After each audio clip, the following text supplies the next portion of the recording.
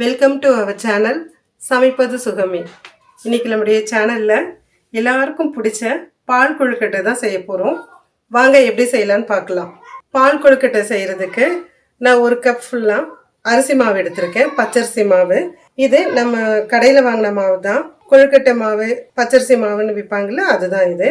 1 cup அந்த பவுலில் சேர்த்துக்கலாம். 1 பிஞ்ச் அளவுக்கு தூள் உப்பு சேர்த்துக்கலாம்.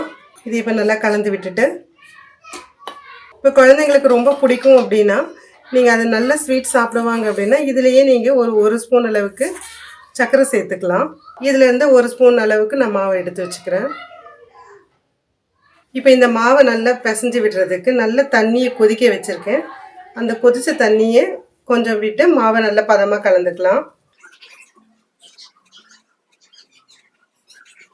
பாருங்கள், நல்லா நம்ம மாவை பிசைஞ்சு எடுத்துகிட்டு வந்துட்டேன். எனக்கு நான் எடுத்த பச்சரிசி மாவுக்கு இந்த அளவுக்கு தண்ணி, இந்த ஒரு சின்ன டம்ளரில் 3/4 அளவுக்கு எனக்கு தேவைப்பட்டது.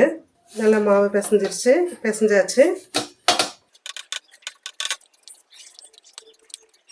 இப்போ இந்த மாவை நம்ம கொஞ்சமாக கிள்ளி குட்டி குட்டி பால்ஸாக செஞ்சுக்கலாம். சின்ன சின்ன உருண்டையை நம்ம செஞ்சுக்கலாம்.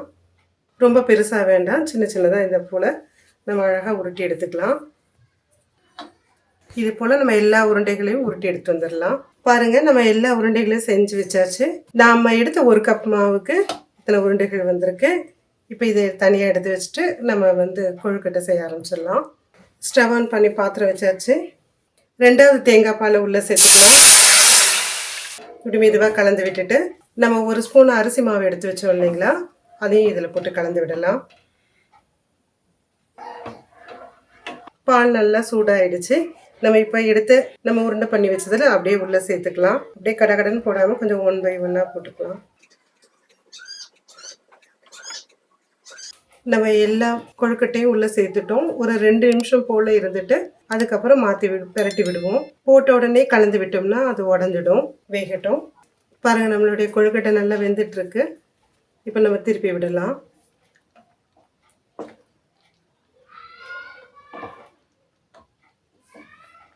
நல்லா இது ஒரு 5 நிமிஷம் போல் நல்லா வேகட்டும்.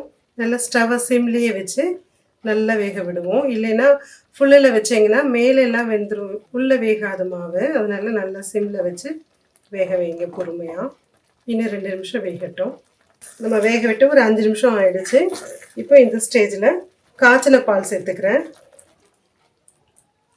அதோட நம்ம இதில் 1 கப் மாவு எடுத்தோம், அதில் 3/4 கப் அளவுக்கு நான் சுகர் சேர்த்துக்கிறேன்.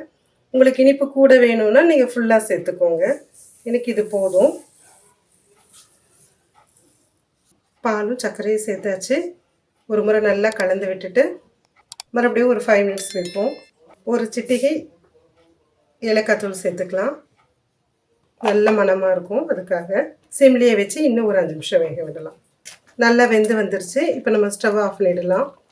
இது கொதித்து வர்றது அடங்கின உடனே நம்மளுடைய முதல் தேங்காய் பாலை நம்ம இதில் கலந்துக்கலாம். அவ்வளோதாங்க, சுவையான பால் கொழுக்கட்டை ரெடி. நம்முடைய சுவையான பால் கொழுக்கட்டை ரெடி ஆகிடுச்சு. நம்ம இப்போ இதை சர்விங் பவுலுக்கு மாற்றிடலாம். வாங்க. நம்ம வீடியோவை நம்ம ஃபஸ்ட்டு முறை வாட்ச் பண்ணுறவங்களா இருந்தால் சப்ஸ்கிரைப் பண்ணிக்கோங்க. நம்முடைய ஃபுட்டு எல்லாமே ஈஸியாகவும் டேஸ்டியாகவும் இருக்கும். Thanks for subscribing. Thanks for வாட்சிங்.